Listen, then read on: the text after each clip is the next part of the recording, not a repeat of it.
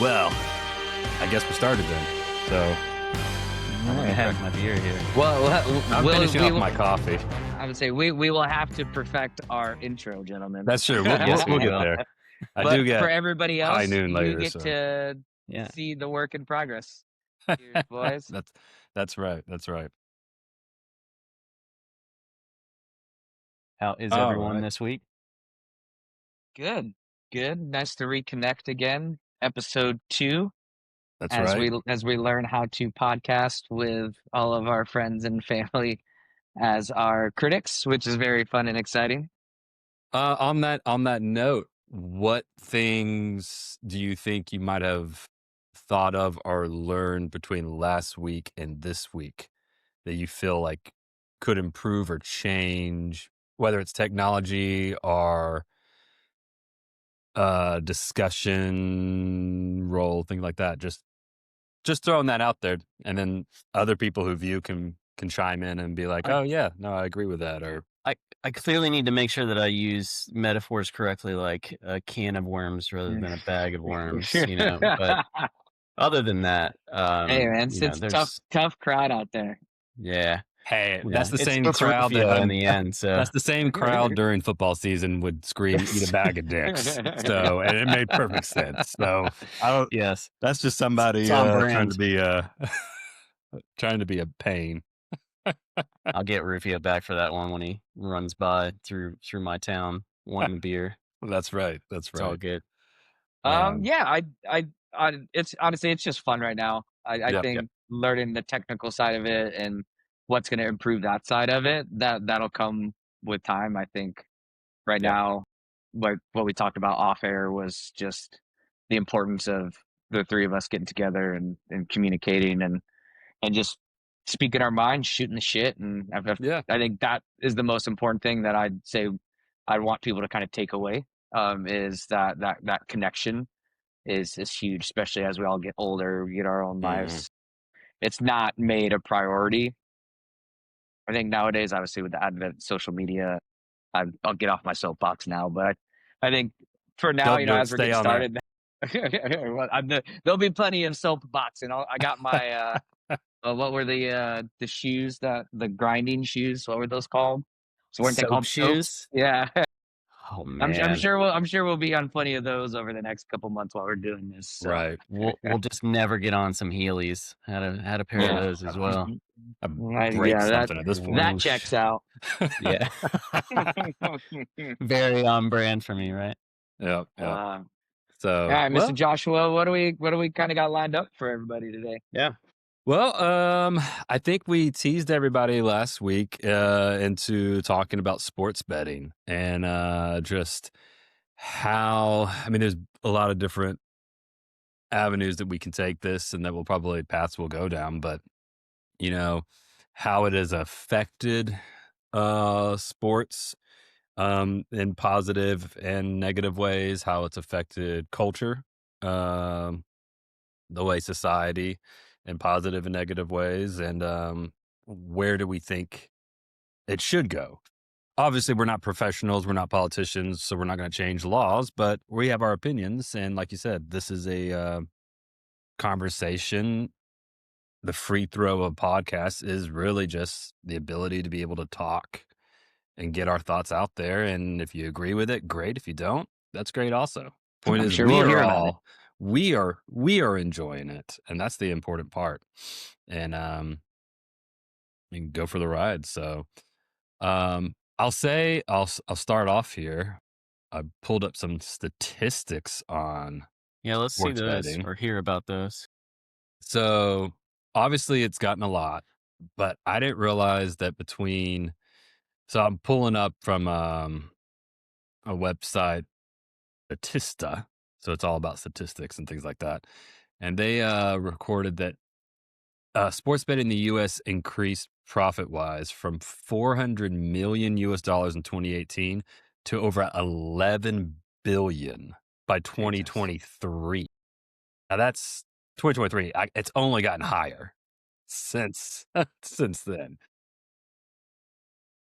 But That's just the U.S. market, Josh. that is just the U.S. market. Yep, just the U.S. market. Um, Obviously, some of that is because 2018 there was probably only a handful of states that actually allowed it, whereas now, it's the majority. I think there's, well, I don't know how up to date this stuff is, but it says there's 11 states that where it's still illegal. Um, so what actually? Okay, so total sports betting revenue in the U.S. as of today is 13.78 billion. Yeah, almost $14 billion as of 2025. Sheesh. Yeah, and it's surprising that we still haven't had widespread. You said 11 states that still have it as illegal. Mhm. Back in 2018 is when the Supreme Court decision was made that allowed states to legalize sports betting. So it's interesting that it is taking still a long time to get all of the states on board. Now, Florida took a while to get on board, of all things. Same with Um, Georgia. Georgia has just recently. yeah, so but ours is, we have a Seminole tribe here in Florida Mhm. that seems to be involved in everything, and it became kind of a political hot potato here before it was finally Correct. approved. And then once it was approved, Hard Rock is the only one that Right. offers the sports betting platform for Florida, which is, again, yeah, I'm sure you can find other ways to get to the other ones through VPNs and all that. Everybody does that, but Mhm. it's it's interesting that it's still a political thing to me. Right. The entire sports betting item. Well, I think anything that has to do with that much money will Yeah, always It's be always a gonna, yeah. political driven thing because it's going to be the power players that 100% agree. that have all the influence and are making the decisions. Um, I think throwing the caveat out that speaking out of turn, but all three of us, none of us are avid betters. We don't do this frequently, and these are all just our opinions. But I think for me, it's interesting looking at it from a European perspective. Um, I did a little bit of research because sports betting and online gambling has been around in Europe. I mean, for like 30 years. I mean, those of us Long time. who follow soccer, football. I mean, the main shirt sponsor for the biggest clubs has been a sports betting sites for the better part of 2 decades. 365. Um, and so since I because it was more normalized compared to what it was when the US, because the US it was like bookies and Yep. Correct. You had to go to sharps Vegas. and yeah, Mhm. or you had to go to Vegas and you had to go directly to the sports book. Where here, like even where I live in central Portugal, there's still just little bars where you walk in, there's like 7 or 8 TVs, there's a bar, and they have a bartender, and then they have a guy who's just sitting there taking live bets. And I think it's opinion because it's so normalized and a bit well structured, you don't see as many people losing their ass and just Mm. spending all of their money on bets, just boom, boom, boom, hitting it on the phone, hitting the phone. Now, I don't have any stats to back that up. That's just my own Well, self observation. if you look at the app, how it's, Hard Rock's app is a great example. Is the moment you pull it up, it's got every single sport Yeah. that you could bet on right there on the home screen, and it will build all these crazy parlays based on their algorithms, by the way, that makes it basically very, very close to that the house is going to win on these parlays. And it's like, hey, I'll throw $5 on that. Yeah, you lose $5, but multiply that by thousands of people seeing that on the same app and doing the same bet. It's there's a huge impact there. So yes, I agree. Like you walk in and it's just like, I want to bet on this, I want to bet on that. It's packaged in a way on these apps that it Correct. makes you throw a dollar or two here or there and potentially lose most of it all the time. I think that's what draws people in, is doing these crazy bets. Well, that's 100 speaking from experience. I haven't lost, haven't lost my house from betting or anything like that, That's good, Josh. We're proud of you. But I've lost some money, not enough to get in trouble, but, I've like I teased last time, I've never hit on any of my parlays. But I'll get on there and I'm like, looking right now, like, Drake Yeah. May's thing here, and I could, I could go, he's going to get one, you know, 2 passing touchdowns today. I bet on that. But then I got to make 8 more bets on other statistics and things that look to me obvious, then they don't happen, Yeah. and the house wins the majority of the time.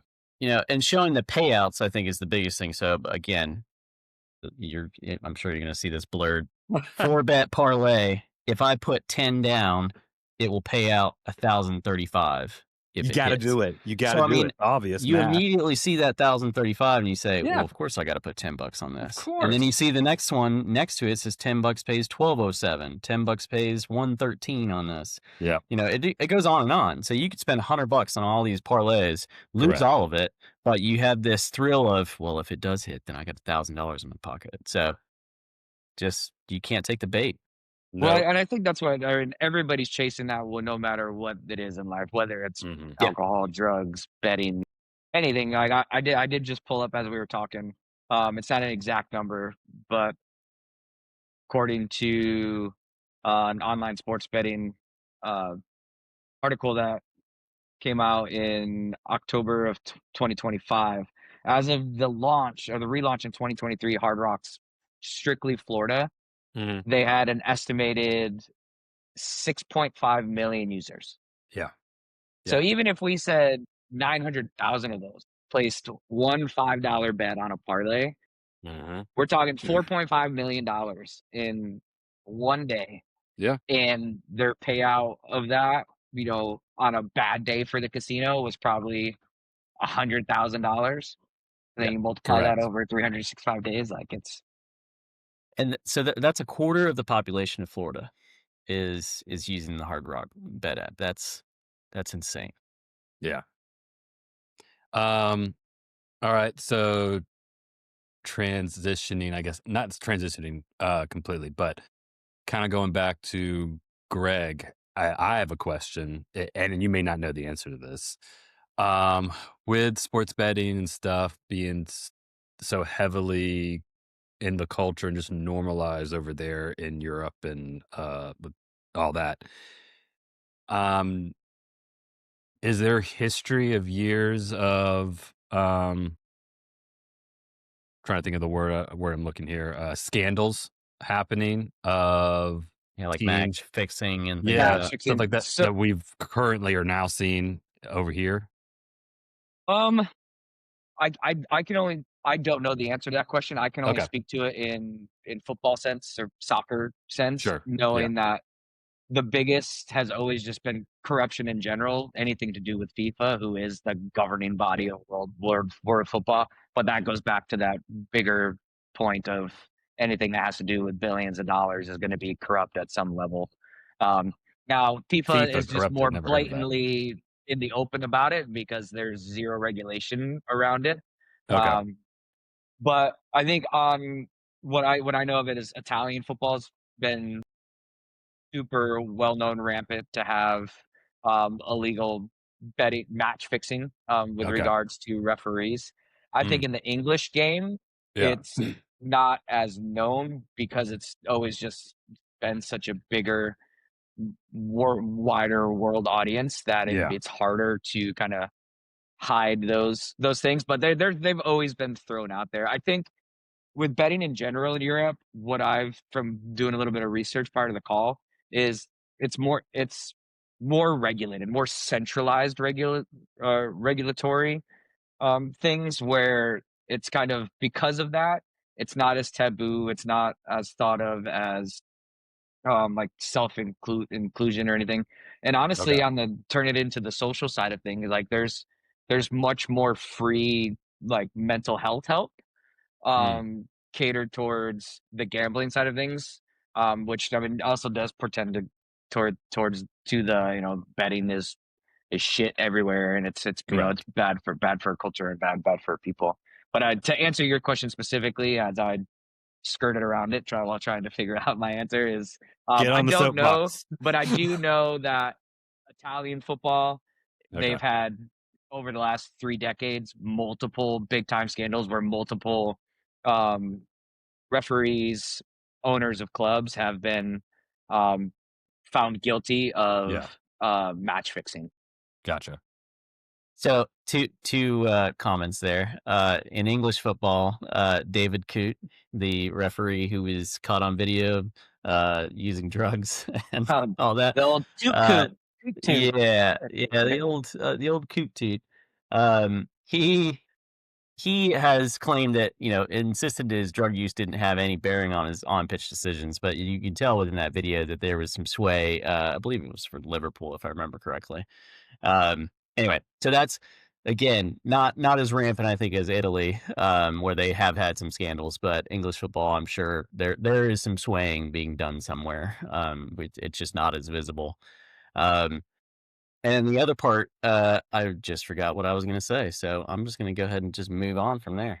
One Take a last sip thing of I'll my touch beer. on there to pick up from Preston is there is a well-known player for West Ham in the Premier League, Luis Paqueta. He's a Brazilian guy, and for the last 4 years, probably there's been wild speculation that he takes bets on himself to get cards in games because like it's happened probably Hmm. Interesting. 5 to 10 games or 5 to 10 times over the last 3 seasons where he's just ended up getting a second yellow or he's accumulated yellows in a set amount kind of time frame, Right.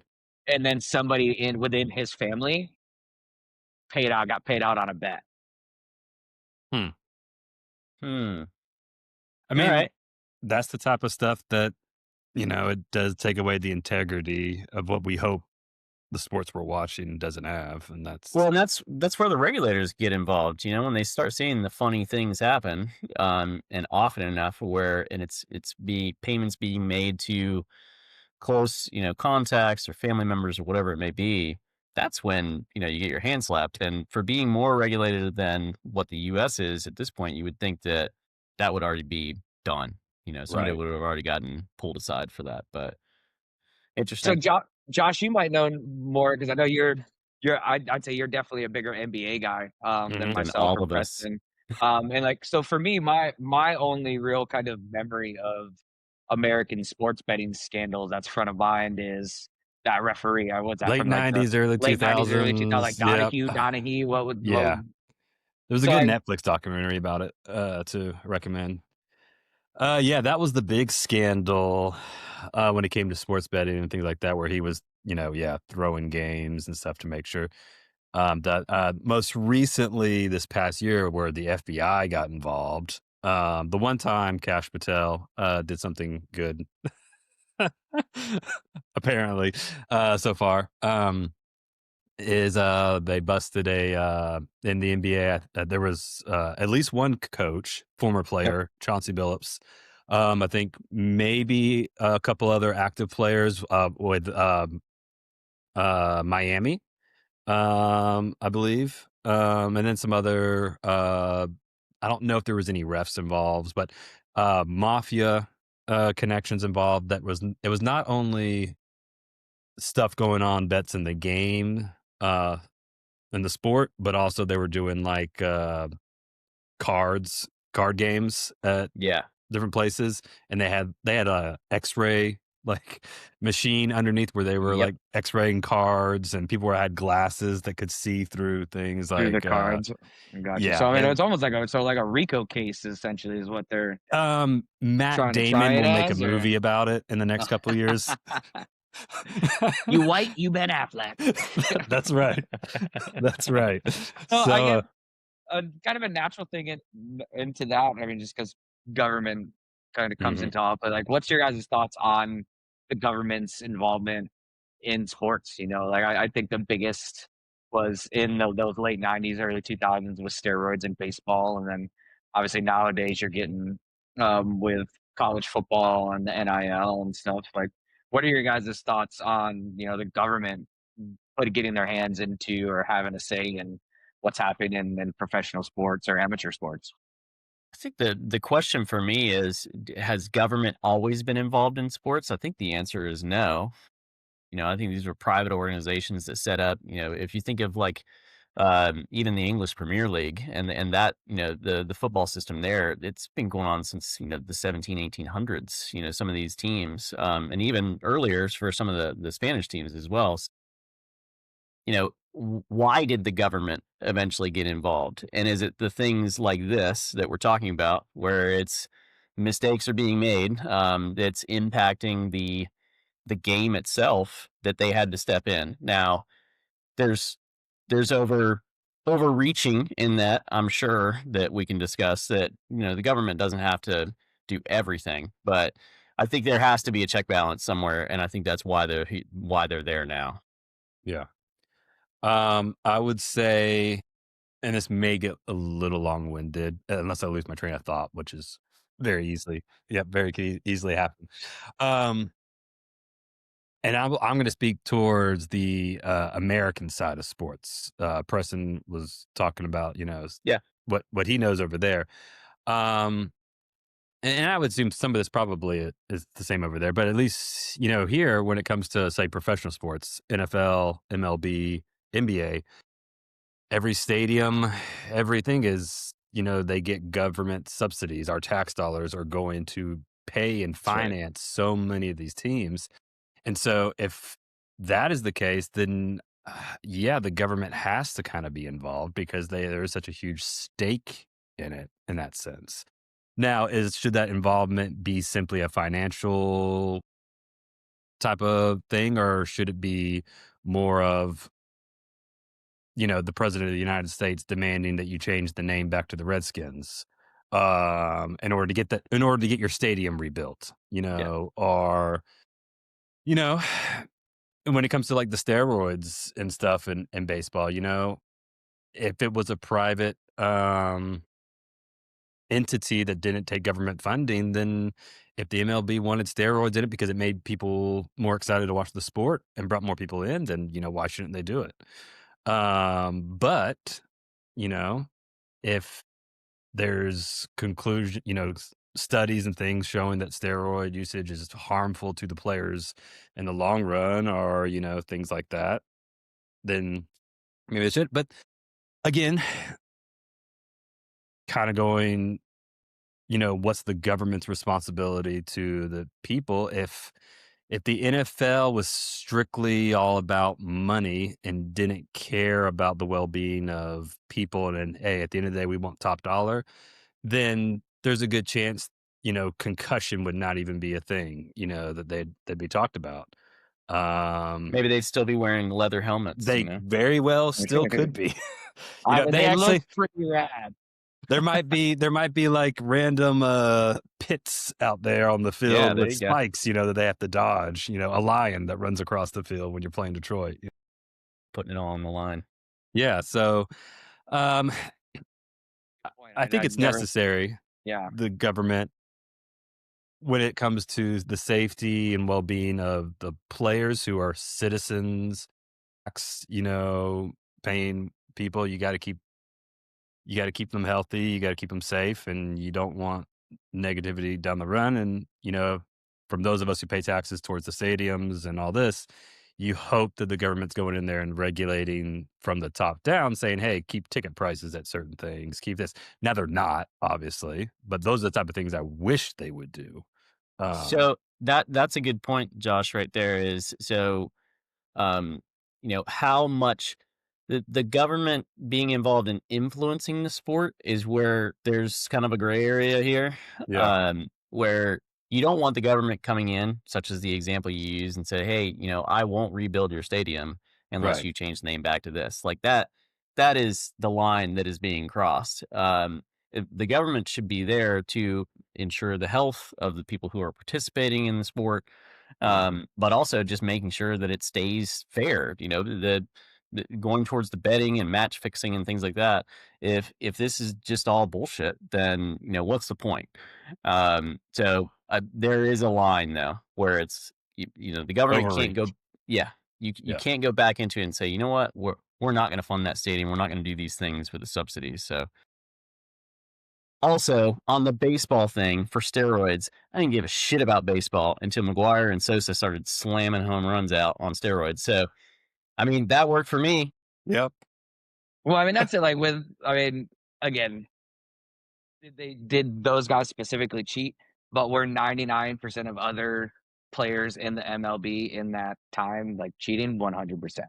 So Right. like to have people left out, and this is a whole nother thing that I could get in because like I used to follow baseball. Like baseball writers, the people who vote for the Baseball Hall of Fame are some of the most uppity, crusty, holier than thou people that I mean, Pete Rose. I mean, again, betting Yeah. legalized everywhere, and he still gets crucified Yeah. um, as just this world class POS. Where he may have been in his personal life. I wasn't old enough to know. I wasn't around. I didn't have drinks with him. I couldn't tell you.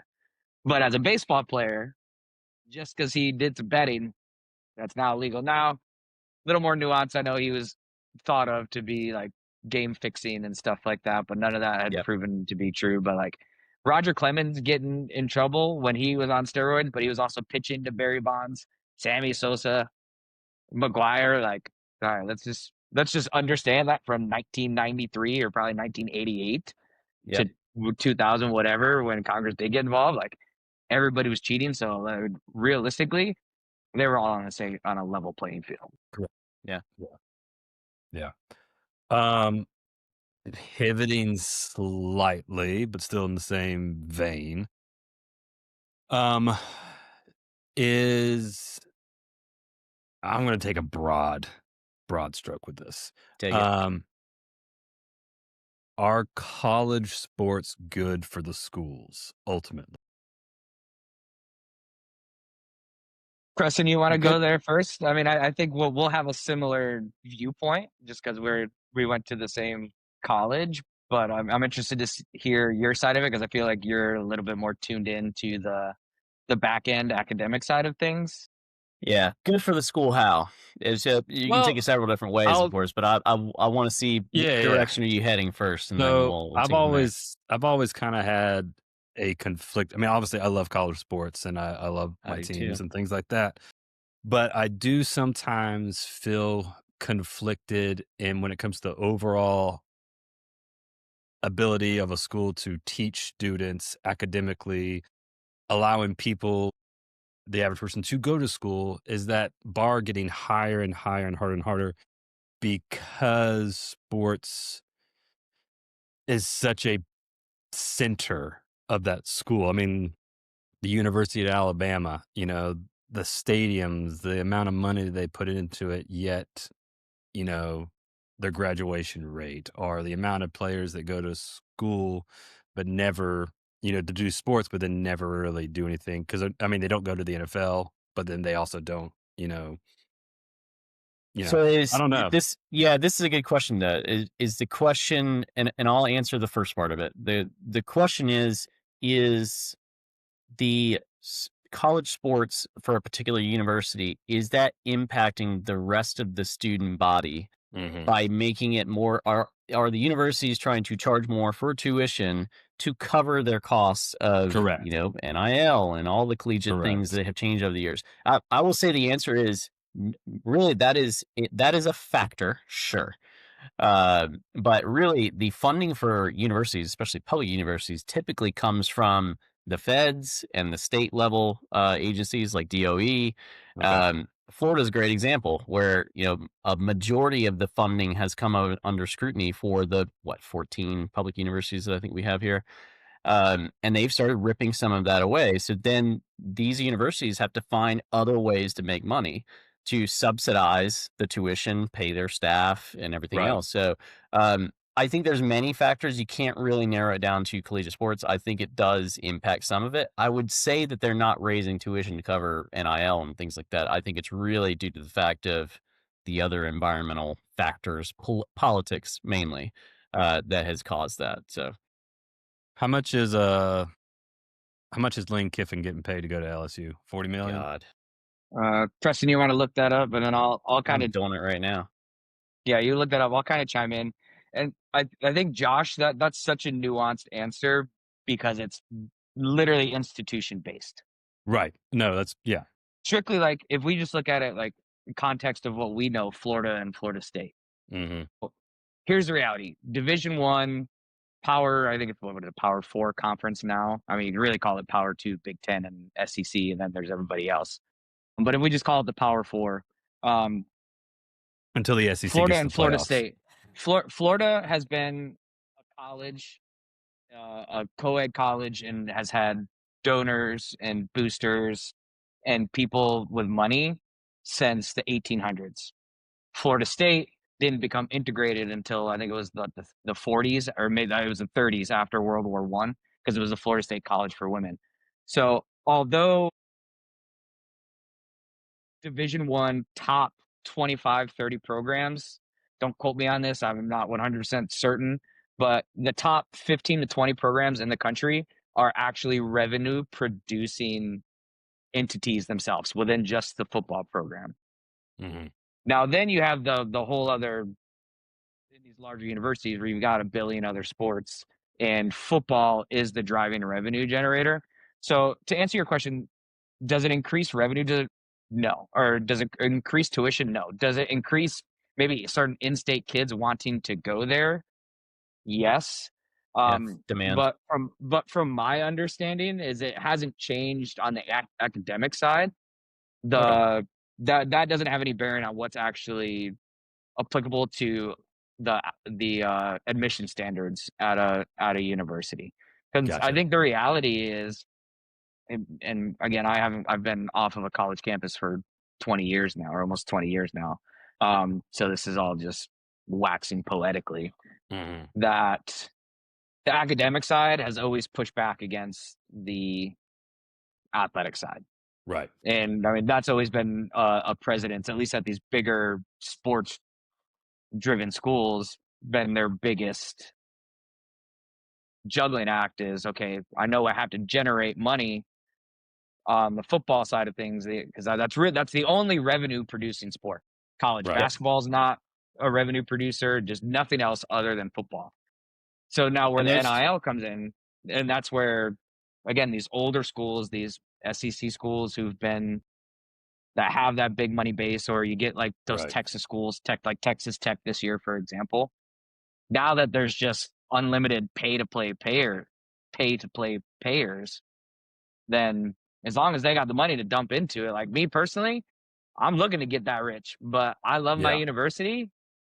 Am I going to give them 20 million a year just to go sign 5, 6 players? Like, that to me, that's a shit ROI. Now, again, if I'm needing to take $20 million expense tax breaks, then, it might make sense. But yeah, that's a whole nother conversation that we can have at another time. But to answer your question specifically, I don't think that a school's athletic success has much of anything to do at all with admission numbers and tuition costs. And the other piece that I'll add to that is most universities out there have an endowment fund, and typically that is the academic piece of things. And the endowment funds can come from boosters, it can come from a variety of things. But once it's in that fund, it's really for academic use at that point. That's typically how they control tuition costs, Right. and their strategy and research programs that they put up. If you look at the list of largest U.S. university endowments out there, it's pretty standard list. I was surprised at Michigan, University of Notre Dame. Yale, Stanford, Princeton, Harvard. It's all the ones that have been here for 200 years. Right. So that, again, to Greg's point, yes, these are revenue generating things in collegiate sports, but is it really impacting the rest of the academic side of things? Not usually. I think it does impact demand. Like, when we were a good football team with FSU, I'm sure that increased enrollment numbers. And it certainly was a reason for me selecting FSU, though I came in Bobby Bowden's slide at the end. And painting ourselves scarlet and gold and going to a game that we lose really sucks ass. So yeah, And we won that. We won that game. That was one of we the few did that we win beat that. Miami. That's true. That's true. Yeah, 2005. That was a good one. Hmm. Josh, I mean, what are your thoughts on Yeah. on that on the conversation we're having? Well, no, I mean, not really. I asked that as someone who I mean, full transparency, my college experience was going to get drunk at Florida State games and then driving back to Crestview, so, I don't You did know. well, Josh. I try I blacked out most of those times, but, that was He my that wasn't the was one driving, people. He wasn't the one Yeah, driving. He that's was that's true. true. riding. He was That riding He was that a back. is true. passenger. I don't think I ever did. We do not Um condone drunk driving on this No, podcast. we do not. um, but, yeah, no, I don't really my experience or my viewpoints and things that I've seen, thought of are strictly outside looking in and not knowing what the actual school structure is. So it's easy for me to view when I see NIL money, when I see colleges paying coaches a certain amount, are these stadiums getting built? And some of that's not even just college. I mean, in Georgia, there was a high school that just built like a $30 million Yes. facility for their high school football team. So seeing the money being pushed and put into sports, which again I enjoy because I watch it, but then also, I'll randomly watch a news segment that'll say, you know, the statistics showing that young men going into college is now lower than what it was 5 years ago, and seeing the decline of different, things that I'm like, huh, maybe does that play a small part into it? Those are the type of thoughts that come into my head. So I'll make a comment here because, you know, the question that I would ask is who's being impacted by all of this money going into collegiate sports? And really two come to mind. So a good example, Doak Campbell had its huge renovation, which, that's a whole nother shit show. But um, Bag of it worms. yes, bag of worms, bag of dicks for Rufio out there.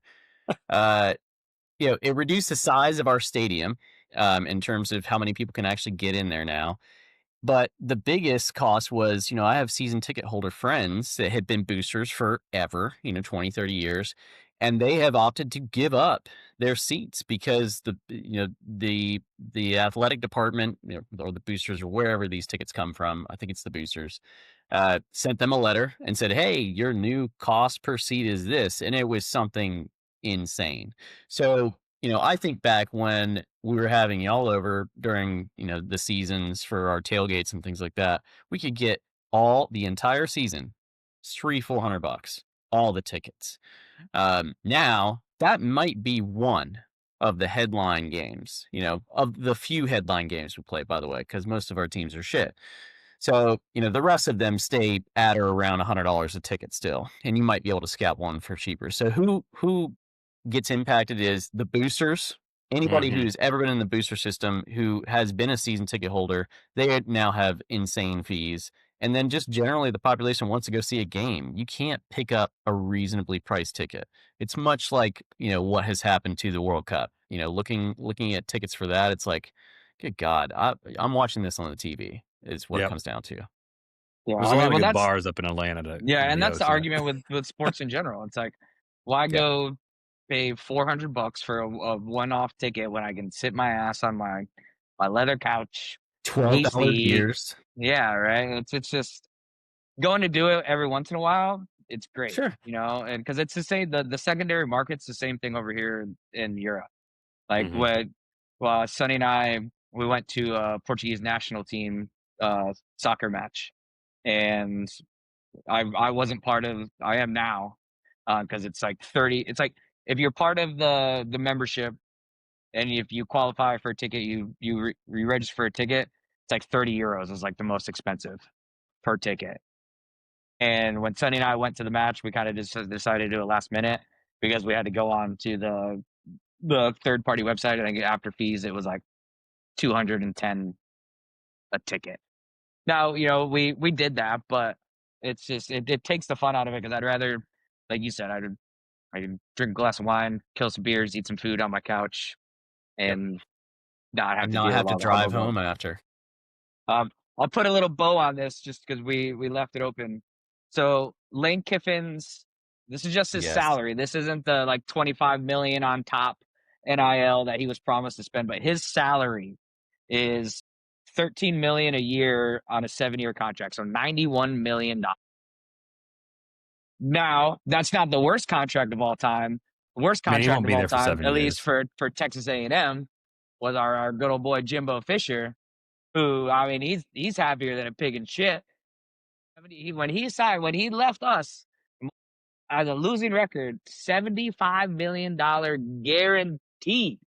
So after 5 years of him being mediocre with every resource at his disposal, my man got told to go home, and he still got paid $75 million. I mean, that's kind of why Florida State's in the situation it is now, because we're a newer university. We only have like 4 or 5 boosters that have kind of that FU money, and they've already put up in the last 3 to 4 years. So now it's like, 3 even different coaches. as shit as we were this year, and how we all know in the long term, Mike Norvell's not the answer. It's like, all right, well, I personally, if I had the money, I wouldn't want to put up another $30 million just to fire this cat, because then to get somebody else, we're gonna have to put in another 30 up front. Like, it's just because Florida State's such a young university when it comes, like, now if Miss Blake, Miss Sarah Blake, Miss Spanks, we love you. If you want to start Yes, we donating to do. the football program, like, you would be our goddess, our savior. But until that day, we don't have any other alumni that have that kind of money that could come in and just stroke that check. Doesn't she, like, hate the football thing, What's or that? what? Doesn't she, like, hate the football thing? Like, what's her again, Well, not so being a Florida State alumni I'm or not anything like that. sure. I She see the has name don- thrown around. I don't know. I can't say for certain, but I think she has donated to the business school multiple times Okay. there at Florida Yeah. State. But she did. So she took her sons. Her sons are like middle school age now, and they did come to, I think it was the Florida State Alabama game, and they got like the VIP treatment. Got to go into Of course, yeah. the locker room before the game. They got to tour the football only facility before it was opened and stuff like Mhm. that. So, I mean, fingers crossed that their kids fell in love. But I mean, it's tough for anybody to fall in love with this product that we're putting out on the field. So, Right. Yeah, they were at Wake Forest, I think was when I saw Mhm. that in the news that they got the special treatment. So good. Yes, we need somebody with big pockets to be able to make change at this point. Okay.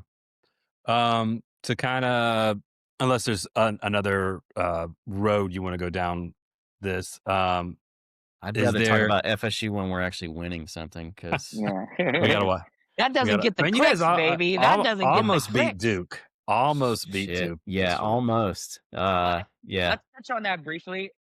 yeah, First off, Luke Laux, guy coming from the NBA, had a great. He was part of those teams that kind of brought FSU up, put us on the map. That led to that. I'll go ahead and say it, put it on record. That 2020 Florida State team, before COVID shut that season down, hang the fucking banner. We would have won the national championship that year. If we were dominant, we would have done it. Nobody can tell me any differently. With that said, Luke, he's coaching. He's an NBA guy. He's changing the culture. I love Leonard. Leonard was the man. Leonard was there when I was a student. We were Mhm. shit, but he got us here to where we were consistently pulling in top 100 recruits, but he just fell off. With Luke, he's patched it together this year. What the team's actually going to look like next year, I believe we do have a top 10 class going into next year. He got a lot of 1-year transfers, and his game right now, it's all about speed. It's all about chucking up threes. When Yeah. we weren't yep. playing teams with a pulse at the Golden State beginning of the Warriors. year, we were putting up 100 points a game. Great. The second we played anybody else who could shoot, that's when we went in the offseason. We played, I think, 6 out of 8 games prior to the ACC play were top 25 teams, and we lost, I think, by an average of like 38 points. So it's this year. It's going to be the game that we're making 45% of our threes, because we're going to average about 45 to 50 of them a game. I think is what they're close to their average at 3-point attempts have been. You'll get a game like Duke. 95% of the games are going to be what we saw against North Carolina, because we don't have any big An inside down there presence at all. that can rebound or post Yeah. up. It's all just perimeter shots at speed, throw them up and hope they hit. So I think long term we'll be okay. But then again, we're never gonna have just the ACC in general. I mean, you're a UNC fan, like, with the TV contracts nowadays, just the football contracts, because all that revenue money bleeds into all the other sports. Why do you think you see Alabama in college basketball? Alabama's never been shit. Right. Tennessee's kind of been up and down. Auburn with Bruce Pearl, like those bottom dweller Missouri, like those bottom dweller teams in college basketball, and like you're gonna have your Duke, but even UNC. I mean, as a UNC fan, you know like what UNC's been in the last 5 years isn't the same thing it was the 15, 20 years prior to, Roy and it all has Williams to do and with all money. those And days. yeah, Yeah. and I think that's gonna be Luke's biggest hurdle is we just don't have that basketball support to where now in the days of NIL, because it's almost more of a wild. It's always been a more Wild West in college basketball than it ever was in football with Yeah. AAU and things like that. Like I don't know as well as I think he's going to be able to recruit. I Yeah. don't know if we'll ever be anything other than the every 5 to 7 years competing for a regular season ACC title. Yeah. Preston, did you want to add anything to that before No, I I was gonna say for the Duke FSU game, since I watched that one. Yes, I agree with the change and the cultural change to let's throw up some threes, but we got to make some damn free throws. Like I think our free throw percentage shooting is like down in the 20s. So you get into a situation which is at the end of this game where you get a chance to shoot 3 free throws because you got fouled on a three and you miss 2 of them. Like you're throwing the game away. So he's got to put it. Lucas has got to put it together where you still have to be able to shoot from other areas and close a game, especially a close game like Duke, which is always a close game, especially when they're at home here. We should have beat them, but we just could not pull it together. missing free throws, that'll have me yelling at the TV every time. Yes, Biggest pet peeve. it was And annoying. it was the only thing I could do when I played high school basketball. So let's make free throws. I mean, Well, get out there, Josh. I'd say, hey, a 5 foot twinkle nothing toes. white guy. That's all we got. That's right. That's right. Oh. All right. Well, to kind of end on the sports talk, is there one or two things that you guys, if you given a magic one, could change about either college and professional, to kind of make the sport better, in any particular way? I can kind of go ahead and at least throw mine Yeah, throw out yours there out. while you guys have time to think. Mine would be, when it comes to college, changing the transfer portal to further down the line. I don't know when best, especially when it comes to, because obviously it's different, basketball, football, but making it so people aren't opting out and quitting and changing, at the important time at the end of the seasons. I mean, players and coaches, that should just not be a thing. So changing the portal so that's not going to happen. And then I don't know how they can make this work, but the NBA, and in a sense, I guess the NFL does it too, where they have salary caps. Yeah. Players, and I would have that go towards coaching as well, and do something along those same lines in college. Again, I don't know how that would be kind of structured, but some sort of salary cap thing to make it so some of those big schools can't just purchase and pay to win and get the players they want, and kind of make that more of a leveling field. I have a And thought there, coaches. Josh, is that will not happen No. until one team has spent so much money Yeah. and won so consistently that everyone is pissed and they want to regulate at that point. That is typically how the cap systems get put into place. Mhm. Is somebody, or a lot of people believe that they are being cheated because somebody is spending more to get more and they need somebody to step in, and they start lobbying for that. So that's when that will happen. But yeah, I agree with the cap needing. I mean, we will reach that situation maybe within the next 10 years, but I would be interested to see how much, looking at, we're down to the Final Four in the college football playoff, how much each of those schools have spent. and looking at the statistics of those 4 that remained and see how they compare. You know that Miami and who's the others? Oregon are probably going to be higher than in Indiana, who has struck into the scene.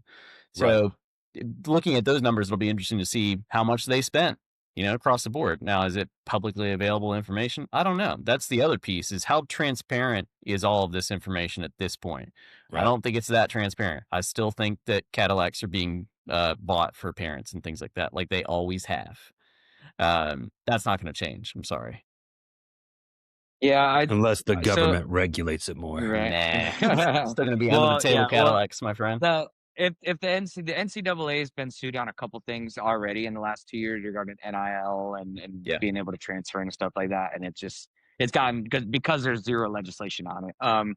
I think a more interesting conversation around that, and I can only speak somewhat educated on this because in one of the Florida State communities I'm in, one of the guys is just an absolute data nerd.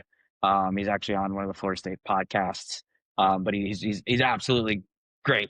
But he's all about like what's the balance between recruiting and paying for NIL, because you get like Miami now, where like let's be real, when we were all in diapers, yeah, Miami was the shit. In the '90s, they were good, but they weren't winning a whole lot. But in the late '80s, they were killer. The 2000s, since they joined the ACC, they've only made it to one ACC championship, and they lost to Clemson in it. They didn't even make it this year. But the reason that they've been able to get through 2 rounds of the playoffs is because, as bad as Mario, their head coach, is in in-game decisions, he's recruited the trenches. His O line and his D line come out of the high school ranks, and he's built them up and he's tuned them in. And then he's used the portal because they are hands down have been one of the biggest spenders. They paid, I think it was like $3 million for Cam Ward last year. For Beck, I think they paid another $4 million this year because they just needed a little bit of those pieces. So there's kind of that. So to answer your question, Josh, I think for me, it comes down to there's got to be some sort of similar to what they do in the pros, a collective bargaining. Because these kids being able to, now that they are signing like multi-year NIL contracts, Yeah. but it doesn't matter. Like if a school's willing to come in and be like, if they're that good and they're playing on a crap team, and that other school is willing to pay that quote unquote buyout that's needed to buy out that second year of the contract, like it's, if they want the college to be the NFL, the NFL is already doing it at a much better way. Like the college, if it's going to survive, cannot try to be the NFL. Right. It's never going to play. You look at the ratings numbers, as much as everybody says college football is just as big as the NFL, it's just not.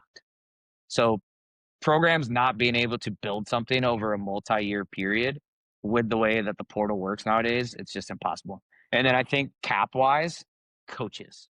You can't have universities by the balls. We're in the situation we're in now, where coach has one good year, and then you don't want to lose him, but now we're handcuffed to this guy. Probably, I mean, let's be real. Even if he wins 4 games next year, he's probably going to be our coach in 2027, and we're just stuck in the same cycle. So I think it's more important to have a salary cap on coaches, and then implementing collective bargaining when it comes to the student players, or the, I won't call them students. I mean, they're enrolled, but the athletes, and making sure that their contracts are actually held accountable. Because when it comes to trades in the NFL, like if you're gonna give somebody up out of their contract, you're at least getting some sort of compensation. Right now, in the way that the NIL and the portal world is, a school is just kind of SOL if a kid just wants to leave. Right. You made a good point there, Greg, that I want to touch on, which is the contracts, the way that they are negotiated right now, between the coaches and the universities, are heavily bent towards the coach being paid a minimum of whatever is agreed upon, rather than it being performance based. In addition to that, on top of what they are already guaranteed, there are performance based bonuses on top of that. Like you get another X amount if you get the national championship or the ACC championship or whatever it is. That should all be backed up to where it's you get this amount that's guaranteed if you do this, that's performance based. We're not tying performance to their actual compensation. That's the disconnect. I mean, that could be talked about in any type of employment. You can't just give somebody 85 million, $91 million, Lane Kiffin, and if he falls on his ass, he can still get, what, 80% of that or whatever he's negotiated into the clause of it. So that's where the disconnect is, and that's where why we have this coaching merry-go-round every year. There's always going to be high-level coaches being fired because they didn't meet. They can be fired for those performance metrics that they are set outside of their contract, but then they still get their money. So it's a downward spiral for whichever university, including FSU, that gets involved in that. Mhm. The one man it all benefits is Jimmy Sexton. He is the agent who represents, I think, like 10 out of the 15 highest paid coaches It's like, in college Yeah. football. And like, so he literally is just the marionette. Like the guy's got it made in the shit. I'm not saying that he's not great at his job, because clearly he is. No, he's really good at his job. But there's an Yeah. agent in Premier League that does it, that has Ronaldo and the rest of them. It's the same thing, and there's going to be agents like that for the players as well. Yeah. It's Kirk Cousins in the NFL, his agent. it's all money, man. Yep. It has ruined. What I've liked about college football is that it isn't the NFL, and as we get closer to it, it does make me, not as involved as I was. It also helps that our team sucks ass. So, Always next year. Always next year. Terrible. All right. Well, to pivot completely away from sports betting, and all that, there's a small thing that nobody's really talking about these days, and that is Venezuela. So, I'll kind of start, and more so, not necessarily for you guys, but also just for our two viewers that are going to be out there that are sticking along this far into it. Who is Nicolas Maduro? And forgive me if I pronounce names and places wrong, but homeschooled. Who is he, and what the hell has been going on? So, obviously, Nicolas Maduro was recently captured by the United States and brought over here for charges for drug trafficking, machine gun. I mean, having weapons, which is kind of like, all right, well, you're a leader of a country. Of course, you're going to have a military. Isn't that where the machine guns come from? But anyway, so I guess he came into power back in 2013. He was the vice president under the foreign leader Chavez, who apparently passed away from cancer. He came into power because they were the ruling party. He ended up keeping power through different elections, through nefarious means, in the sense of making sure certain people kind of backed him, having controlled the military, thing like that. So the United States and the UN and different assemblies did come out during those times and say, he wasn't legitimate, because of course we were also backing, leaders who were going to be more pro United States. He did come, or him and when he was vice president, Hugo Chavez, they were labeled the United Socialist Party. So again, not a party that the United States democracy usually supports, socialism, that avenue of stuff. So obviously, that is kind of a brief introduction on who he is and how he got to where he was, where we as Americans have got introduced to this whole thing was our current administration basically declaring a drug war on fentanyl, and saying that fentanyl is coming from Venezuela, and fentanyl is now a weapon of mass destruction, I think is what our government labeled it as, which gave us the legal right to airstrike boats that we said were carrying it. But maybe they were, maybe they weren't. Um, seizure of oil tankers going into and away from Venezuela because we had sanctions on them.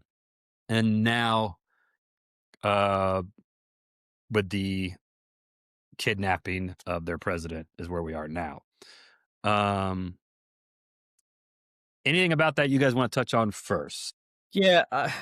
So here's what I would touch on first. You have to go back to, let's go back to Hugo Chavez for a minute. So he took Mhm. power in 1999.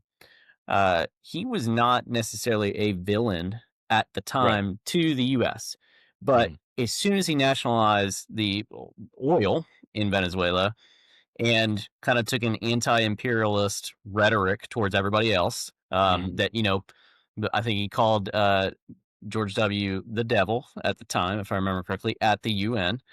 Um, How dare that's he? when, yeah, that's when everything got set up. So Venezuela's always been on our radar as like, hey, everybody knows they have the largest oil reserves in the world, Yes. surpassing Saudi Arabia, who's second. So that always is going to be a motivator for the U.S. to say, okay, let's keep an eye on them, um, or can we find a way to, go in and make change? We've done this so many times, though. So when Correct. history repeats itself, this is where I have gotten tied up with what has recently happened over the weekend, where think about Noriega Mhm. in Panama. That was framed in the same way of drug trafficking. Now there was some other reasons for it, of course. There was some other reasons here as well. Maduro is an authoritarian. Yeah, he's a bad guy. I mean, Yeah, there is lots of videos out there, I'm sure you've seen over the weekend where, there's a subset of the population, I don't know how significant, I'm not in Venezuela and none of us are, that is very happy that this happened. There are other subsets that are not happy this happened, and probably including that subset that when you overthrow or take out an authoritarian dictator like a Noriega mhm. or a Maduro, you are also left with, okay, the structure of that government is still there Correct. without the head honcho, so to speak, being in power. Now, that's where, the comments of, okay, well, we'll just run Venezuela, yep, as the US, that that is not going to be well received in Venezuela. I don't think by anybody because they don't really want a foreign power running their country. What they want is freedom and change in their own country within their own control. So, yes, I think Maria Machado was the candidate during the 2024 election mess where it's like she won and Maduro's like, no, there's there are paths to where they can have a democracy themselves, but when Right. we have gone in and tried to install a democracy, which we have done in Panama, which we are now doing in Venezuela, which we tried to do in Iraq and Afghanistan, that went really, really well. Let's check the scoreboard. Sarcastically, yeah, We're starting to we look have like to. Florida State. Well, we have to question whether this is working, and what are the motivators behind this? So, Correct. what I see with Venezuela, just looking at it from, I think the biggest comment that I've seen is when you push back and say what we've done in Venezuela is not the right thing, via, this is the legality of it, which is certainly up for question. But also the who benefits from this. That's the biggest thing. So, but you also have to look at the geopolitical nature of Venezuela. Russia, China, North Korea, yes, they were all. I mean, China was there the The day day before. Yeah. to meet with Maduro. So, yes, there are geopolitical concerns that we have to be aware of that we need to step in. Is that just straight taking Maduro out? I don't know. I think there's other ways to do this. What I think is that there are benefits, such as the oil reserves, and the fact that all of the companies that were kicked out of Venezuela, this is Chevron, ExxonMobil, all of the big powers have been lobbying the government from the state level and the federal level to do something about Venezuela for a long time. And even Secretary of State Marco Rubio, he has his own population here, expats from Venezuela, who have been urging him to do this as well. So there are many, many factors that led up to what has happened, but ultimately now what I think is going to happen is that we will stay part of Venezuela for the foreseeable future because we want to benefit from the resources that they have, bar none. There's no other ultimate reason to me. There's no benefit to us from my perspective. Did we limit drugs coming into the U.S.? I doubt it because most of them come through Mexico. Uh, it you have to go back to where the money is and the resources. Why would we invest in such an operation if there wasn't some benefit down the line for us? And especially because Maria Machado, if she does get to being the president of Venezuela, then she is complicit to our administration, has already given an award to the administration. So you just have to look at it from that angle. I always look at it, especially in this admin, that what's in it for me? If there's no in it for me, then we're not doing it. But Venezuela, there's definitely something in it for us. Yeah. No, and I think, yeah, like you said, the oil, I mean, not that it would change, the outcome of where we're at now, but I guess the honest thing that from the very beginning should have been like, yeah, it's all about the oil. I mean, like you said, if it was about the You drugs, can't go that route though, Josh, I because know you then can't. you do look like the imperialists. So you have to frame it as this is a Well, and narco let's state that is killing our population. yeah, well, Then why man, it's fucking aren't we 2025. Let's call a invading spade a Mexico spade. yet? Yeah, Like, right. call a spade a spade. We're already building ballrooms, and we're I agree. building the Arc de Triomphe, to make us look more like the imperialist states that we are. So, and it does set a dangerous precedent for the rest of the countries in our hemisphere. I mean, it makes other ones look and go, "Hey, can we trust that America's not going to do this to us?" You know, if we don't No, have you oil, can't. then I guess we don't have to worry about it. But It it's comes back to the benefit piece in my mind is I don't think we will invade other countries unless there is some implicit benefit to us that is going to happen once we do successfully complete some operations. Um, we're not trying to do the if it was all about just the benefits though, we would be going after a Russia with the sheer amount of resources that they have there. So you can't always make that argument, but in this particular one, for me, it's the benefit. The why? Yes, we started off with let's destroy drug boats that are out in open water, but it escalated pretty quickly, and it did escalate. The timing of the escalation was actually there's some other videos out there of Maduro essentially taunting, yes, Trump and saying, "Come get me, you coward." And of course, he was there within days. So, that was already this whole operation has been approved for a while. I think they were waiting. They had been amassing this strike force in the Caribbean for at least the last week, and it rivaled. I forget what the were on it, but it rivaled. Essentially the biggest. Mobilization of force since World War II. hmm So that puts it in perspective where it's like nothing was going to change once things were moving in that direction. yeah. Well, I I mean, think touching go on. ahead. Oh, go ahead, Josh. No, I was going to just say the administration, in a sense, was backed into a corner once they started going down the path they went. It was like the outcome had to happen, based off the rhetoric and the buildups and everything else. Can't back down at that point. But what happens now? It goes back to where I think the Venezuelan population, the citizens there, are going to say, okay, you removed this piece of shit. In from a larger sense, he was not well received by anyone but the people that were benefiting from him being in power. So what happens after that? Is the military going to cave to all of this? The military is still there that was at Maduro's beck and call. The vice president is supposedly the one that's immediately going to take power for now. He's complicit to Maduro as well. So how does this go from here? Okay, yeah, we're going to charge Maduro and we're going to put him in prison, much like we did Noriega. Noriega was the same way. Probably get early release for some sort of medical issue down the line. But where do we go from here? Are we just going to run another country from here? So I my two initial thoughts are like if we equate this to Bush in the early 2000s in Afghanistan, Iraq, while that leadership may have been just as dumb at the high level, I think there were still enough smart Yeah. people, experienced people that they at least had somewhat of a plan. Now, obviously, that plan was shit and it went to shit, Right. but there was some thought about what that was going to look like post invasion. Hmm.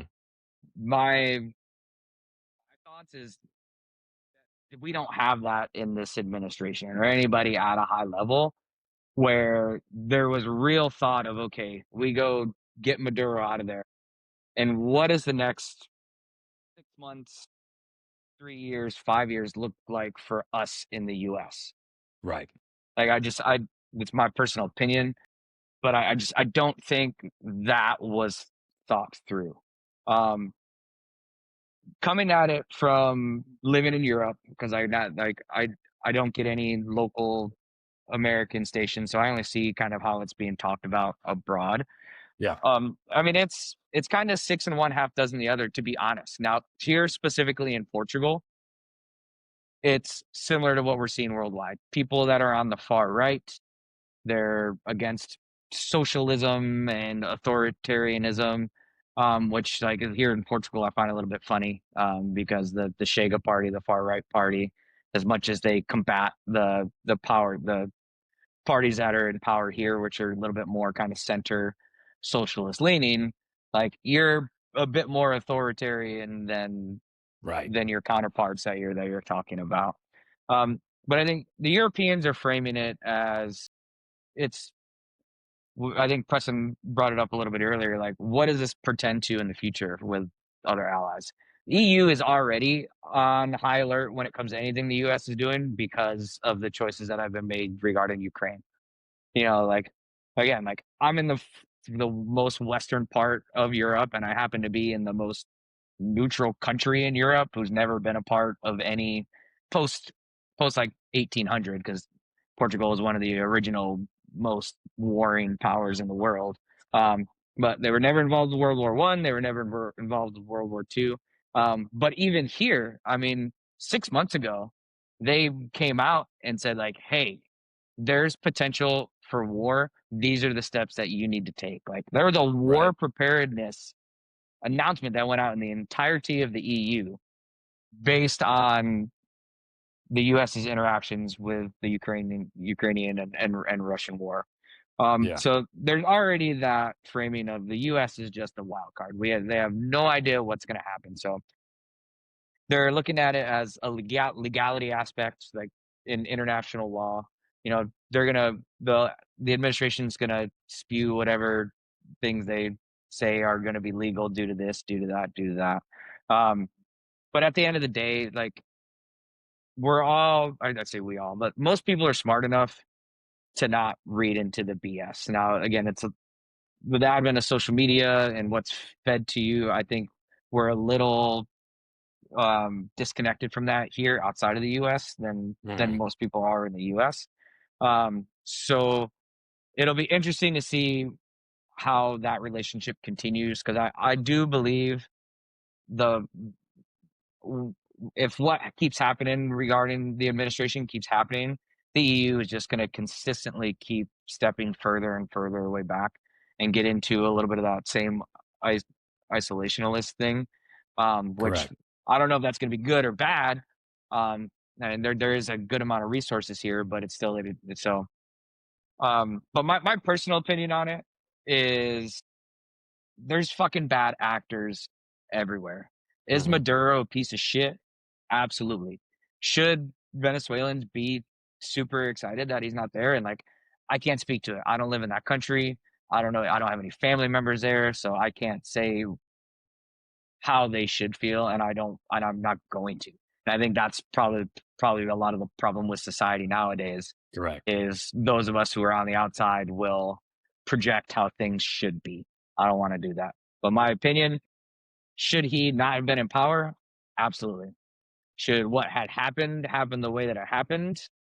No. Am I glad that there wasn't any? I mean, I don't. I'm speaking out of turn. I don't know, but I don't believe there's been any civilian casualties. I don't know if any residential areas are been. There, I nothing's think been there reported. was. There was okay. Yeah. Yeah. Well then, we'll scratch that. I mean, so like, at what point?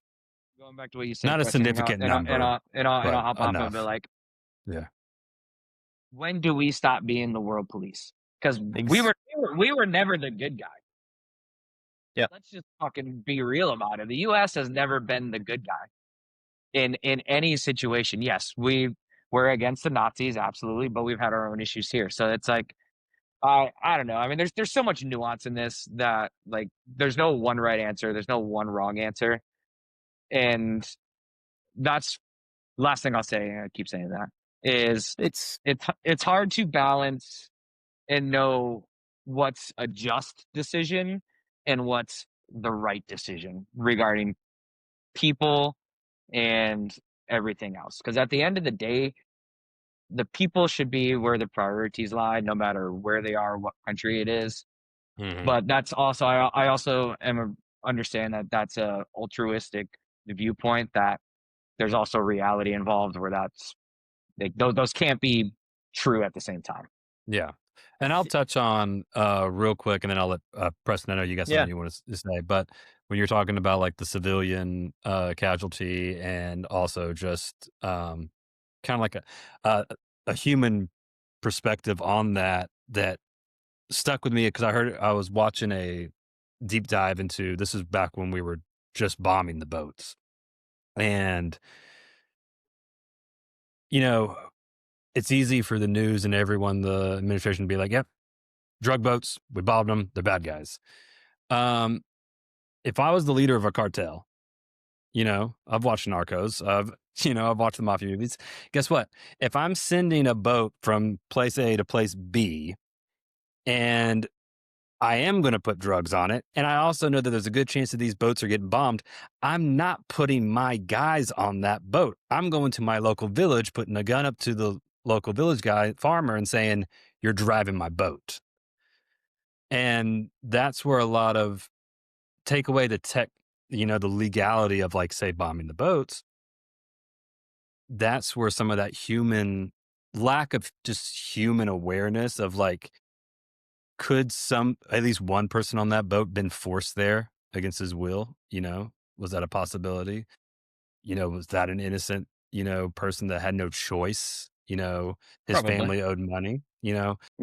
and same thing. So yeah, coming out from, the strikes yesterday, there is some reporting that there were some civilian casualties because there were missiles and stuff fired at bases and at the airport. The airport was hit.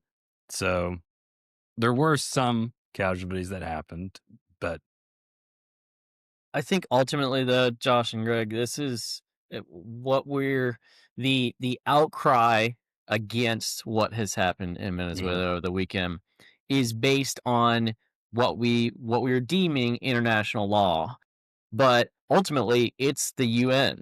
It's the UN Charter's prohibition on the use of force against another state's sovereignty.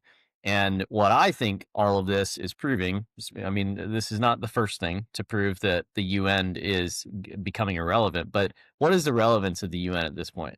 mhm, To condemn actions by other countries that are, uh, you know, it would members of the UN. Is that all it is at this point? Because they have these huge charters and key principles that are under their articles of what you can and can't do if you're a member of the UN, and they're violated all the time. And what is the repercussions of violating these articles? Nothing.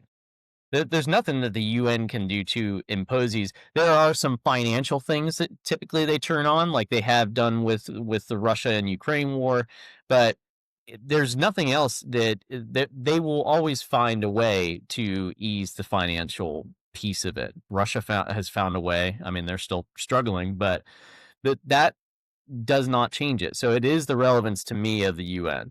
There is no international law that keeps any given country from attacking another. correct.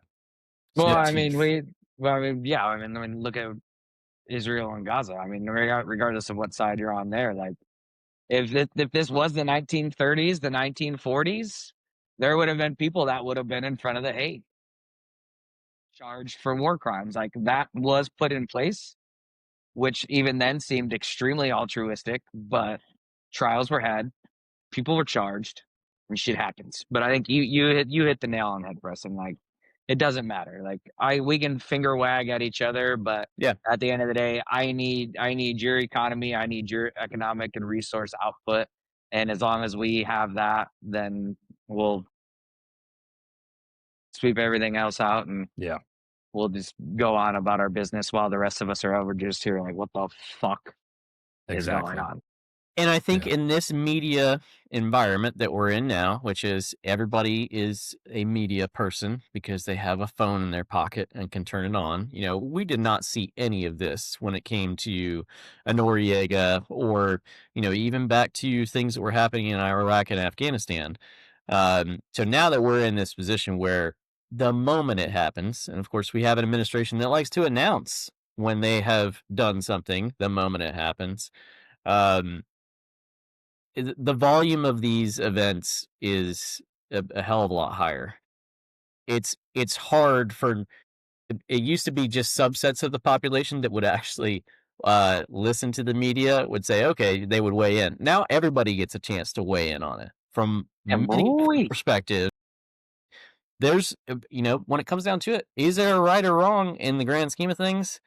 I don't know. You know, there's too many perspectives on this.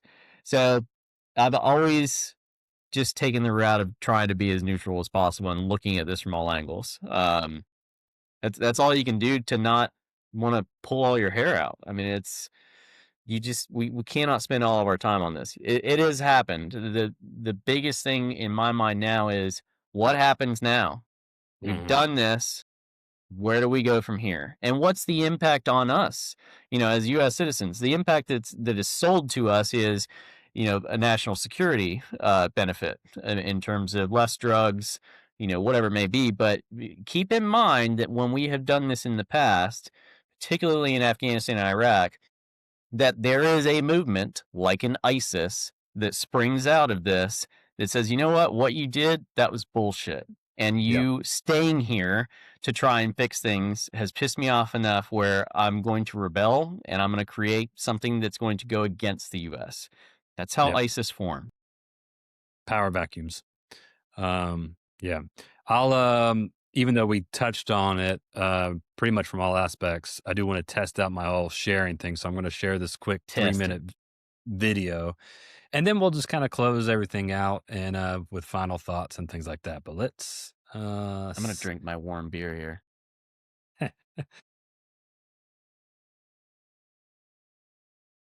all right, let's see. Do you guys see it on your screen yet?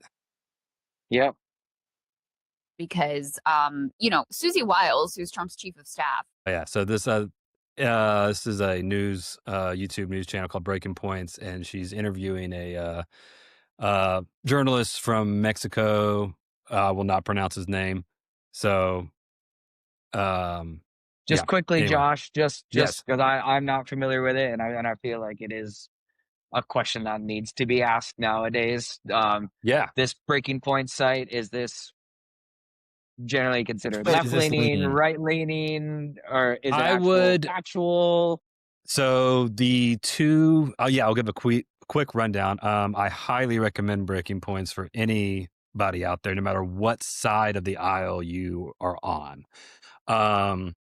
It was started by two journalists who were on the Hill originally, and they kind of got kicked off or kind of left on bad terms with the Hill because they were trying to uh basically the Hill was trying to censor and say, hey, no, we don't want you reporting on this, you can report on that. The female journalist, she is definitely, I would say, more left leaning, whereas the male journalist on the show, Sagar, he's definitely a lot more right leaning. He is very much against gambling, very much against weed. There's a lot of things I don't agree with them on, but there's a lot of things I do agree with them. And they both kind of anchor their show together and give both perspectives. And they've been friends for years, so they'll have debates and argue, but it always comes away with, all right, now I see your point of view. I don't agree with it, but I see it. And they don't take any corporate sponsorships at all. They are 100% driven and paid by people who subscribe to their channel as pro members. So there's a lot less worry from my point of view of leaning one way or another based off corporate sponsors and not reporting on things. They're not going to get pulled off the air and not do a Tonight Show or whatever tonight because they said something nasty. Yes, they do get. I wouldn't say in trouble, but they do get demonetized by YouTube a lot for saying things or going on topics that YouTube has says, oh no, you can't talk about the Epstein files like that, or report on COVID or things like that. So so the main outlet for these guys is through their YouTube channel. Yes, so it's YouTube, Spotify that you can get it on. I think they have it's not Signal, but it's one of those other type of Telegram sharing or something. apps. Okay. Yeah. Well, I appreciate you answering that. Yeah, thank you. Yeah. Breaking points and drop sites. That was going to be our 2 listeners' first question. So that's right. Good on you. That's all I plug. So Breaking Points, if you guys want to throw some money our way, you're listening to. We're sponsored by Breaking Point. There we go. I'm gonna hashtag disclaimer: that. we are not sponsored by anybody. Yeah. Our email is.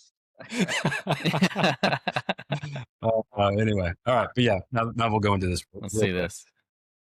Told Vanity Fair magazine that it would be illegal to strike in Venezuela, to have some sort of land strikes in Venezuela without congressional authorization. Well, no congressional authorization was sought or received. So they are using this pretext of, oh, well, we've indicted him and he's, a drug trafficker, and this was all in self-defense, and that's why we're able to do it without congressional authorization, which I think is total and complete bullshit. But in any case, can you talk about this flimsy pretext of claiming that Maduro is some sort of drug trafficker, and that being the justification here and the rationale for why they kidnapped him?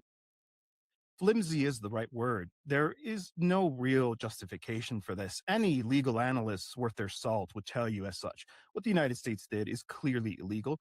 It's yet another example of the United States trying to apply its laws extraterritorially. Within the United States, of course, it's their freedom to do what they want in terms of exercising legal authority inside of their borders, inside of their territorial waters. But this is clearly an action outside of that, trying to enforce U.S. law in this way. We've seen it before. There are historic precedents for this. Obviously, I'm thinking about Manuel Noriega in Panama. But no, there's no legality to this, nor is there any legality to the extrajudicial executions. And yet, unfortunately, because I think there wasn't enough pushback against those, policymakers felt emboldened to do something like this, to continue to flout international humanitarian law, as we also saw in the genocide against the Palestinian people. We live in a very, very dangerous world where it really doesn't carry any weight anymore. And it's might makes right, apparently. And that's what we saw here. There is no, in terms of the actual allegations of narco trafficking, they're all an invention. The Cartel of the Suns, which is the one that they claim that Maduro is the head of, does not even exist. And it's the UN that says it. It's DEA reports that say it. The Cartel of the Suns is not an actual cartel in the way that we usually understand that term. There may be individual elements within the Venezuelan state who are engaged in drug trafficking, as there is in a lot of states of Latin America, because of the massive demand from the United States for drugs to come into their territory. But that doesn't mean that Maduro is the head of our cartel, or even the Tren de Aragua. This has been overstated. It's a criminal organization, but it's not a cartel in the, when you think about, the ones that operate in Mexico, for example, right? Like Cartel Jalisco Nueva Generación, for example. This is a criminal group that kind of uses this name as branding in order to intimidate and to exercise influence over certain Venezuelans in particular, but Latin American migrants who are in the region.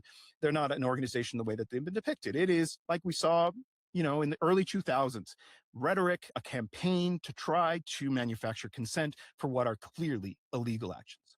I've heard this Panama comparison quite frequently. So maybe.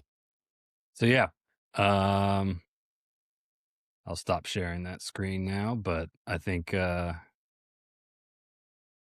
like you were saying, Preston,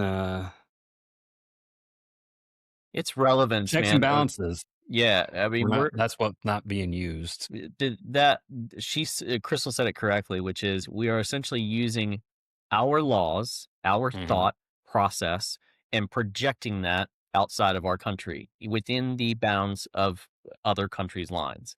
That's where it is very complicated to say that what we're doing here is right. And then again, Noriega being brought up, same thing. It is manufacturing or putting the information out there that says we got to do this for these reasons and putting it in a way where you're not going to get pushback. Like, say Congress did convene and say, you know what, we are not doing this. None of them did. So, were they aware of it completely? I don't know. I don't know how this administration operates. I have some sense that not a lot of people knew, the ones that were going to push back. So again, it comes back to, is there international law that's worth its salt at this point? Probably not. And it does, from the thing that worries me is it does embolden not just ourselves to continue to do this, and continue to be the world police where we see fit, but also other countries do the same thing. That we have set that mark where we're going to be pissed if something happens in the same fashion to us, which we all know we have the most investment in our military and defense of all the other countries combined that have a military. So I'm not necessarily worried that something's going to happen, but it just, again, it emboldens others to take the same route and say, you know what, let's just do this and we'll answer questions later. Yeah, I mean, China Or not answer them at all. China just needs to come out and say, "Oh, well, there's fentanyl, or there's something coming out of Taiwan, so time to take that island." Yeah, they're next. That's Russia sadly can say whatever they want to about Ukraine and say, "No, we were getting rid of the demons," whatever. But Yeah, what was their? I forget what their initial one was. Was it that they were Nazis, neo-Nazis? I believe it Yeah, was. demonic neo-Nazis, blah blah blah. So, yeah. I think that just for me, the scariest part, or I guess the scariest part because it's so realistic, is just that it's 30 people around the world that are just controlling what happens to the three of us, and that's obviously that's a massive conversation, and that's much bigger than the doofus and all of his buddies that are in office now, and any prior politicians, because it's not Trump, it's not just Bush, it's not just Republicans, Obama, Democrats, Clinton. Yep. None of them give a fuck about any of us. So the fact that we have the divisiveness that we have is more indicative of the times that we're in and what's fed to us. But at the end of the day, it's just that the fact that what one person thinks about in a 24-hour period has a long lasting effect on us, our kids, our grandkids, and it's frustrating. But then that's why it's like, I struggle with try to just stay myopic and like, okay, does it affect me, my friends, my family? Fuck it. But then I'm also a human being, so like Yeah. yeah. You got to balance it with, it doesn't affect me, my friends, and my family, but there's a story for everybody of someone getting affected by every decision. And again, the argument is you can't make everybody happy. I get that. There's always going to be somebody on the outside that's left out. But I feel like some of these decisions now, we may not see the impacts right now, the negative impacts right this moment. We might just only see the positive. Okay, less drugs coming into the U.S., whatever it is. But what that does, geopolitics, it is on a decade long scale. When something Yeah. happens a decade ago is when we will never be able to piece it back to that typically, but that is usually a catalyst for something worse that comes later. Not It to never beat gets on the better. ice. It never gets better. Not to beat on Afghanistan, but 10 years later, ISIS, comes up, and we've got all kinds of problems outside of Afghanistan that, again, we're becoming involved, and we're the world police again, and we're saying, Right. what, we're going to bring everybody. And at that time, our allies were part of that, because that was, Greg, for you being in Europe, that was far closer to home over there with ISIS and some of the things that were happening in Europe with ISIS attacks, that everybody became involved. So again, what was the catalyst to ISIS? It was us. So I struggle with that. Is these things might seem right on face value, but we have no way of determining what's going to happen in 10 years. Yeah. 100%. So, any last closing thoughts on anything? This was a happy episode. I should have had a All colder beer for positivity. I this. liked it. Or a bigger one. That's why I'm doing a no beer kick right now. I'm just sticking to wine. Are which is you? Portugal. I saw It's that. I very like cost it. effective. Very cost effective. And Yeah. you don't have to keep it cold. There you go. I don't really have any last words. I think dialogue. I mean, it's the same thing that most of us normal people are saying. It's just like, it's okay to talk about it. It's okay to have opinions. I think the problem is people talk their opinions as fact. And I think a lot of that's because it's all done through keyboards and posts. And so just talk to the people that are around you, and care about the people around you, and listen and understand it. It is okay if they think differently, but also be okay with trying to speak your mind and your opinion. I think that's where a lot of it falls, is a lot of people also are just, instead of wanting to deal with confrontation, because differing opinions nowadays means competition. And this is something I struggle with in my business life. Talking to clients, talking to guests when it's a bad conversation, I'm terrible at it because I hate confrontation. But I think being able to be comfortable in that uncomfortableness is one of the few things that could help everybody move past this isolationalist idealism that I think most people have nowadays. Mm-hmm. Yeah. Being open to discussions, yes, that would be my last words. Is that I fear that has gone forever, at least for the foreseeable future. And yeah, I remember many conversations back, when you were able to be a moderate or be somewhere in the center of politics, of great conversations back and forth, especially during the Bush era. We have not had many of those in a long time, and it's purely because of the divisiveness that we have now. So it's unfortunate. I have a couple of friends that I can have conversations with that don't turn into, just to your point, Greg, keyboard warrior shouting matches. So hope those come back. The positive with the keyboard warrior shouting matches is that a lot of times all I have to do is just click on that random person's profile, and 2 minutes of scrolling through their feed, I'm like, oh, that's why. Ha ha ha. Ignore. That's There's no change in that brain. You can at least mute them so that you don't see the garbage being taken out every single day. Oh, I've unfollowed so many people, and they still post on my thing, which is why I'm like, oh, that's right, I forgot about you. It's been a while. Hey, Jennifer. You've had a couple of visible pissing matches on Facebook, though. Not you in particular, I've but maybe some started to enjoy others. it a little bit more. I was gonna say you're kind of a spectator in the pissing matches on your own timeline, which is hilarious. I like to make the post with a journal thing, and then they come to me. You They light come the to me. fuse is what you do. That's right. Gotta get it. I got him. Yeah. There they go. Let me get my popcorn. That's Love it. right. That's All right. right, boys. Well, it's Sunday. been a pleasure chatting with you. Go spend some time with your families. Absolutely. I Kiss got the babies, I got to hug watch the the wives. Falcons beat the Saints here in 5 minutes to help my Panthers get to the playoffs. There So you go. Good luck, y'all. Good news. My Dolphins might be bringing back Mike McDaniel. I'm pumped on that. Just Oh, boy. my football team just love their mics who are mediocre, baby. Mediocre mics. mediocre Doing mics. it. I like it. I like it. All righty. Well, I'll turn this recording off here.